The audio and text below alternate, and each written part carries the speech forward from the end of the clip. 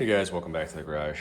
Boy, it's been a cold few days here lately. This morning we woke up and it was about 15 below zero with a high of 0 today. So it was a good day to be in the garage. He welded professionally and he was a very good fabricator, and traditionally this is always what he used.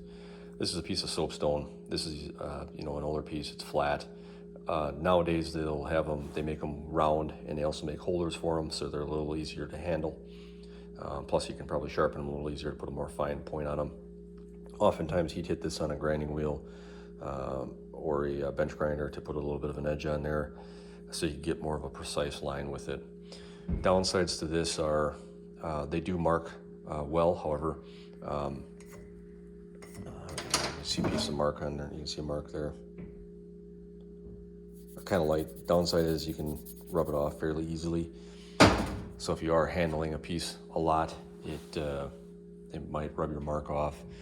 The downside also is if you drop this, they're somewhat fragile, it will break. So I don't really prefer this. I don't use it very often, as you can see. Not a very good marking means, in my opinion, at least for what I'm doing. Next up is a permanent marker. This is a Milwaukee, very similar to a Sharpie, has a felt tip on it. These work, obviously, you can mark steel with them. Downside is if your piece is hot, if you're working with it, maybe you're using a torch, plasma cutter, abrasive wheel, whether that be a grinder or a chop saw,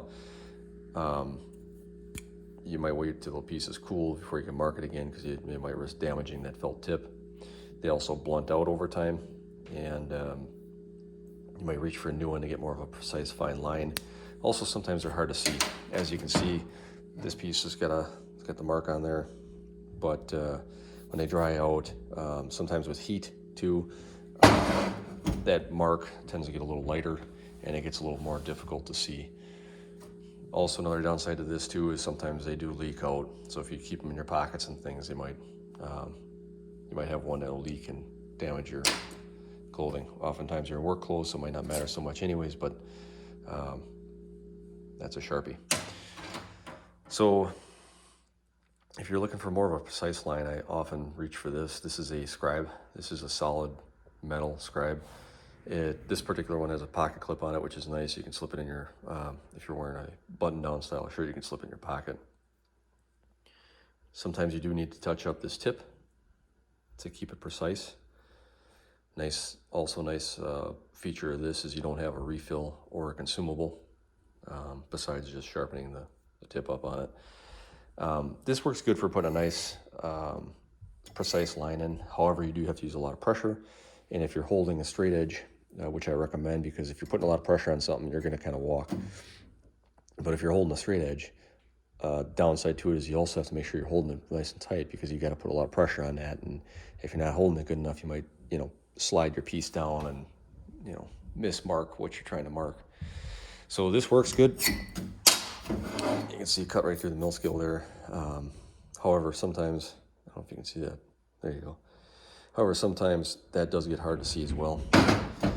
So lately I've been turned on to this. This is a Markall Silver Streak mechanical style of pencil, basically. You push on the back and it releases the consumable in the front. You can see this is about 5 inches long or so, 4.5, 5 inches long. I paid $12 or $15 for this, and it came with one of the consumables. You can buy extras. I think they come in a pack. Don't know how many, maybe 3, 4, 5, don't know. And I don't know the cost. I haven't had to buy them yet. But $12, $15 for this. Got a pocket clip on it, you can stick in your shirt pocket. The back cap also has a sharpener in it. So if you advance out the consumable, you can sharpen it just like you would a pencil. It puts a nice edge on there, so if you're looking for more of a precise line, that's the way to do that. So far, I seem to like this the best. It's very easy to use, light, whatever. Puts a good mark on the piece, as you can see. Put the X on there. Doesn't rub off. Pretty precise, easy to use. So I'm pretty happy with it. And again, I'm late to the game. I know he's been out for a while, but if you're looking for maybe a better way than those three there, give this a shot. I'll put a link to this in the description if you're looking for one of these. Thanks for watching. See you in the next one.